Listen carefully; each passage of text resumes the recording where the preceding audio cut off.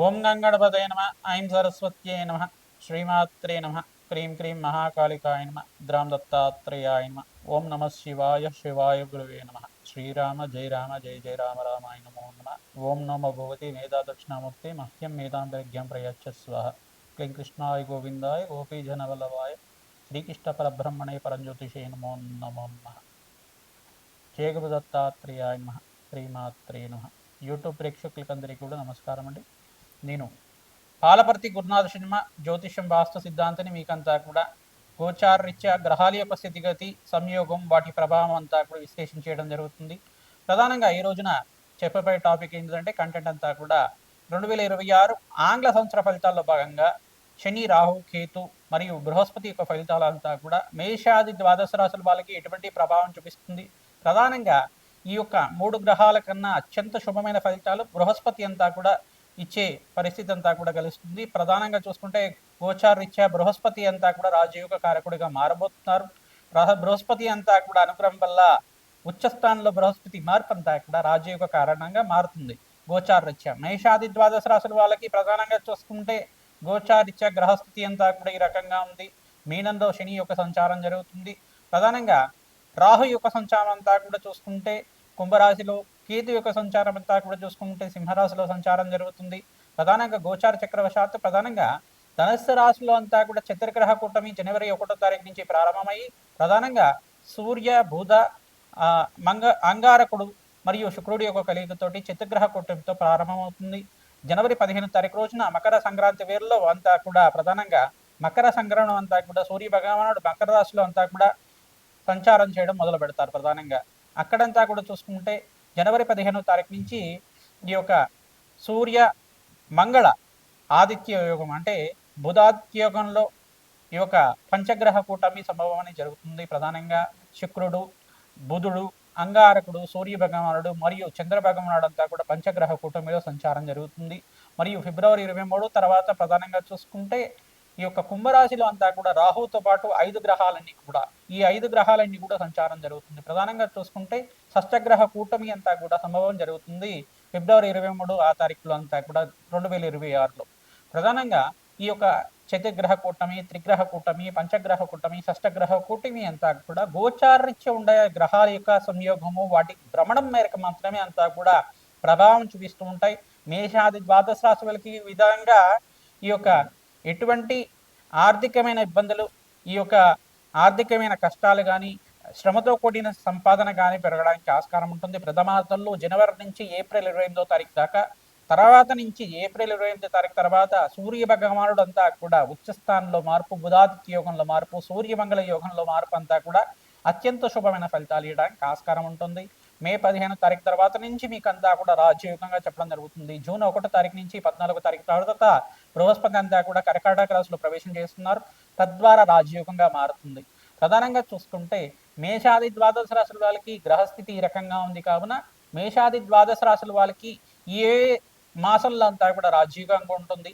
ఈ యొక్క గ్రహస్థితి దృష్టి కేంద్రం అంతా కూడా ఈ రకంగా ఉంటుంది. ప్రధానంగా శనీశ్వరుడు, రాహు, కేతు అంతా కూడా ఈ యొక్క వక్రదృష్టి అంతా కూడా ఈ రకంగా ఉంటుంది. బృహస్పతి మార్పు అంతా కూడా రాజయోగ కారణంగా ఏ రకంగా ఏ రాశి వాళ్ళకి యోగకరంగా ఉంటుంది. వివాహాది శుభకార్యాలు జరగడానికి కానీ, రాజయోగ కారణం కానీ, ధనయోగాలు సిద్ధించడానికి కానీ, ధనధాన్యాది సమృద్ధి కలగడానికి కానీ రాజయోగ కారకుడిగా బృహస్పతి అనుగ్రహం వల్ల ఎటువంటి రాజయోగాలు, ధనయోగాలు, విపరీత రాజయోగాలు అంతా కూడా సిద్ధించడానికి ఆస్కారం ఉంటుంది. అత్యంత శుభమైన ఫలితాలు ఇవ్వడానికి ఆస్కారం ఉంటుంది. నవగ్రహాల యొక్క అనుగ్రహం మేరకే మానవ జీవిత విధానం అంతా కూడా ఉంటుంది కావున ప్రధానంగా నవగ్రహాల అనుగ్రహం కోసం అంతా కూడా ప్రతినిత్యం కూడా నవగ్రహారాధన చేయడం శ్రేష్టమైన ఫలితాలు పొందుతూ ఉంటారు. ప్రధానంగా చూసుకుంటే ఈ యొక్క గ్రహస్థితి ఈ రకంగా ఉంది కావున గోచారరీత్యా గ్రహాల యొక్క సంయోగము వాటి ప్రభావం అంతా కూడా సంపూర్ణంగా విశ్లేషణ చేసి మీకంతా కూడా 2026లో రాజయోగం వచ్చే విధంగా మీకంతా కూడా పరిష్కారం చెప్పడం జరుగుతుంది. ప్రతినిత్యం కూడా మేషాది ద్వాదశ రాశి వాళ్ళు ఈ యొక్క నవగ్రహ ఆరాధన చేసుకోవడం ప్రధానంగా మీకు చెప్పబడే సూచనప్రాయంగా అంతా కూడా చెప్పడం జరుగుతుంది. నవగ్రహ ఆరాధనలో భాగంగా మీరు ప్రతినిత్యం కూడా నవగ్రహ దేవతలకంతా కూడా ప్రదక్షిణాలు ఆచరించండి. ఆవునైతో దీపారాధన చేయండి.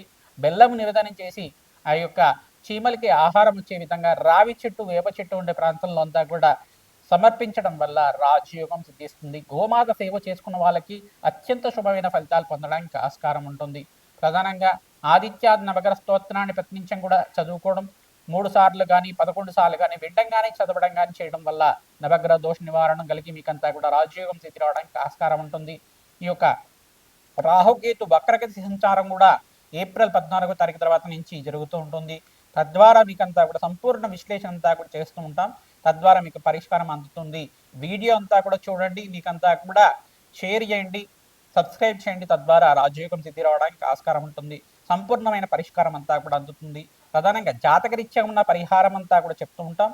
ఈ యొక్క గోచారీత్యా గ్రహాల యొక్క సంయోగము, వాటి ప్రభావం అంతా కూడా దృష్టి కేంద్రం అంతా కూడా ఈ రకంగా ఉంది. ఏ రాశి వాళ్ళకి ఏ రకంగా ఉంటుంది అనేది విశ్లేషణ చేయడం జరుగుతుంది. మేషరాశి జాతకులకి ప్రధానంగా గోచారరీత్యా గ్రహాల సంయోగం అంతా కూడా ఈ రకంగా ఉందో విశ్లేషణ చేయడం జరుగుతుంది. శనీశ్వరుడు, రాహు, కేతు మరియు బృహస్పతి ప్రభావం అంతా కూడా మేషరాశి జాతకులకి ఏ రకంగా ప్రభావం చూపిస్తున్నాయి. ప్రధానంగా ఈ 3 గ్రహాల కన్నా శనీశ్వరుడు, రాహు, కేతు కన్నా బృహస్పతి రాజయోగం అంతా కూడా మేషరాశి జాతకులకి అత్యంత శుభమైన ఫలితాలు ఇవ్వడానికి ఆస్కారం ఉంటుంది. నవమాధిపతి ఎప్పుడైతే ఉచ్చస్థానంలో సంచారం గోచారీత్యా జరుగుతూ ఉంటుందో రాజయోగ కారణంగా జరుగుతూ ఉంటుంది. తద్వారా మీకంతా కూడా వివాహాది శుభకార్యాలు జరగడానికి ఆస్కారం ఉంటుంది. బంధుమతి యొక్క సహాయ సహకారాలు లభిస్తూ ఉంటాయి. ఆహ్లాదకరమైన జీవితం జీవించడానికి ఆస్కారం ఉంటుంది. ఈ యొక్క చతుర్గ్రహ కూటమిలో అంతా కూడా కొంచెం మిశ్రమైన ఫలితాలంతా కూడా చూస్తుంటారు. జనవరి నుంచి ఏప్రిల్ 28వ తారీఖు దాకా కొంచెం ఆర్థికంగా కొంచెం శ్రమతో కూడిన సంపాదన పెరగడం, ఆర్థికమైన ఇబ్బందులు అనేది కలుగుతూ ఉంటుంది. దూర ప్రయాణాలు చేస్తూ ఉంటారు. ప్రధానంగా ఎంత ప్రయత్నం చేసినా కానీ కొంచెం శ్రమకి తగే ఫలితం లేకుండా ఉంటుంది. ఇట్లాంటివి జరుగుతూ ఉంటాయి. దాని నుంచి బయటపడడానికి ప్రయత్నించడం కూడా హనుమతారాధన మీకంతా కూడా శ్రేష్టంగా ఉంటుంది. ఆంజనేయ స్వామి వారికి ప్రతినిత్యం కూడా సింధూరాభిషేకాది కార్యక్రమాలు చేసుకోవడం, ప్రతినిత్యం కూడా మీకు ప్రతినిత్యం కూడా శ్రీరామ జయ రామ జయ జయ రామ రామ నామాన్ని ప్రతినిత్యం కూడా నామస్మరణ చేసుకున్న మాత్రం చేతనే శ్రీరామచంద్ర స్వామి అనుగ్రహం లభిస్తుంటుంది. ప్రధానంగా శ్రీరామ జయ రామ జయ జయ రామ రామ నామాన్ని ప్రతినిత్యం కూడా జపాన్ని ఆచరిస్తూ ఉండండి. తద్వారా రాజయోగం సిద్ధిస్తుంది, అష్టేష్ ప్రాప్తి కలుగుతుంది. ఆర్థిక ఇబ్బంది నుంచి బయటపడడానికి మహాలక్ష్మీదేవి ఆరాధన అంతా కూడా ఆచరిస్తూ ఉండాలి. ప్రతినిత్యం కూడా కనకదార స్తోత్రాన్ని అంతా కూడా పట్టణం చేయడం కానీ, ఈ యొక్క ప్రధానంగా మహాలక్ష్మీదేవి ఆవిర్భావ చరిత్ర అనే చరిత్ర ఉంటుంది. ఆ పారాయణం అంతా కూడా ప్రతినిత్యం కూడా ప్రవచనంలాగా వింటూ ఉండడం కానీ, తద్వారా మీకంతా కూడా అష్టైష్ట ప్రాప్తి కలగడానికి ఆస్కారం ఉంటుంది. వ్యాపార రంగంలో వాళ్ళు, వివిధ వ్యాపార రంగంలో వాళ్ళు మీకు ఆకస్మికంగా ధనలాభం సిద్ధించడానికి బృహస్పతి అనుగ్రహం వల్ల మే 15వ తారీఖు నుంచి ఆగస్టు 28వ తారీఖు దాకా రాజయోగంగా చెప్పడం జరుగుతుంది. పట్టిందల్లా బంగారంగా ఉండడానికి ఆస్కారం ఉంటుంది. స్థిరాస్తి అంతా కూడా కొనుగోలు చేసుకోవడానికి ఆస్కారం ఉంటుంది. గృహయోగం సిద్ధి రావడానికి ఆస్కారం ఉంటుంది. పూర్వీకుల నుంచి వచ్చే ఆస్తి కానీ ఏమన్నా ఉంటే తగాదాల్లో వచ్చిన మీకు కొంచెం కోర్టు కేసులు లాంటిది ఇట్లాంటిది ఏమన్నా ఉన్నా కానీ దాంట్లో విజయం సాధిస్తూ ఉంటారు. ఈ సంవత్సరం అంతా కూడా రాజయోగంగా బృహస్పతి అనుగ్రహం వల్ల, ఇక్కడ శనీశ్వరుడు అనుగ్రహం వల్ల రాజయోగం సిద్ధిస్తుంది. ఏళ్ళనాటి శని ప్రభావంలో ఉన్నారు కానీ మీరు ప్రతినిత్యం కూడా ఈ యొక్క శనీశ్వర ఆరాధన చేసుకోవడం, మంచి ఫలితాలు పొందడానికి 19 శనివారాల దాకా తైలాభిషేకం చేయించుకోవడం, తెలలు దానం చేయడం, కూష్మాండ దానం చేసుకోవడం, కాలభైరవ ఆరాధన చేసుకోవడం వల్ల రాజయోగం సిద్ధిస్తుంది. కాలభైరవ ఆరాధనలో భాగంగా మేషరాశి జాతకులు విశేషంగా కూష్మాండ దీపాన్ని వెలిగిస్తూ ఉండాలి. తద్వారా విశేషమైన పుణ్య ఫలితం పొందుతూ ఉంటారు. కూష్మాండ దీపం అంతా కూడా చూసుకుంటే ఈ యొక్క ఉప్పునంతా కూడా తీసుకుని ఒక పళ్ళెల్లో వేసి ఆ యొక్క కూష్మాండ దీపాన్ని అంతా కూడా వెలిగించి అక్కడంతా కూడా ఈ యొక్క కాలభైరవ అష్టకాన్ని కానీ, ప్రధానంగా ఖడ్గమాల స్తోత్రాన్ని కానీ పట్టణం చేసుకోవడం వల్ల మంచి ఫలితాలు పొందడానికి ఆస్కారం ఉంటుంది. రావి చెట్టు, వేప చెట్టు ఉన్న ప్రాంతం దగ్గర, జమ్మి చెట్టు ఉన్న ప్రాంతం దగ్గర ఆవునేతో దీపారాధన చేయండి. ప్రతినిత్యం కూడా నువ్వుల నూనెతో దీపారాధన చేయడం వల్ల విశేషమైన పుణ్య ఫలితాలు పొందడానికి ఆస్కారం ఉంటుంది. ప్రతినిత్యం కూడా గోమాత సేవ చేస్తూ ఉండాలి. తద్వారా రాజయోగాన్ని సిద్ధిస్తూ ఉంటారు. గోమాతకంతా కూడా పచ్చిక తెలగపిండి గ్రాసాన్ని ప్రతినిత్యం కూడా సమర్పించి ఈ యొక్క 11 ప్రదక్షిణాలు కానీ 27 ప్రదక్షిణాలు కానీ ఆచరించడం వల్ల కార్యసిద్ధి, కార్యజయం కలగడానికి ఆస్కారం ఉంటుంది. ప్రతినిత్యం కూడా మహాగణపతి ప్రీతికరంగా ఉండ్రాళ్లను నివేదన చేయడం వల్ల విశేషమైన పుణ్యప్రాప్తి కలుగుతుంది. విఘ్నాలన్నీ కూడా తొలగిపోయి, ఆటంకాలన్నీ కూడా తొలగిపోయి మీకంతా కూడా మహాగణపతి అనుగ్రహం వల్ల మీకంతా కూడా కార్యసిద్ధి కలగడానికి ఆస్కారం ఉంటుంది. శ్రీమాత్రే నమః.